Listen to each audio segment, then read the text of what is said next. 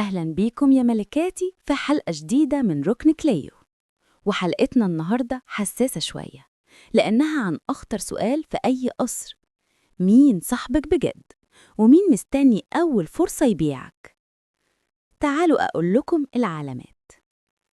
أول علامة للحليف الحقيقي: تلاقيه معاك في وقت الشدة قبل وقت الهنا، مش بس أول ما الدنيا تتظبط ويجي يتصور جنبك. اللي بيظهر ساعة الأزمة ده يتحط في القلب. تاني علامة: ما يفرحش في غلطك وما يهونش من وجعك. الشماتة أول طريق الخيانة، حتى لو كانت بابتسامة. أما بقى مشروع الخيانة، سهل يتعرف. ينقلك كلام ويقولك أنا بقولك عشان مصلحتك، وغالباً هو أصل المشكلة. وبرضه اللي يبالغ في المدح قدامك غالباً أول واحد يقلل منك وراكي.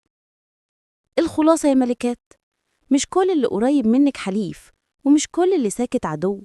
العبرة دايماً بالأفعال مش بالكلام. ولو عجبكم موضوع النهاردة ما تنسوش اللايك والاشتراك، لأن الحلقة الجاية بقى هتبقى نار. إزاي تنتقمي بهدوء من غير ما تتفتحي. إلى اللقاء يا ملكات، وخدوا بالكم من اللي بيقرب قوي.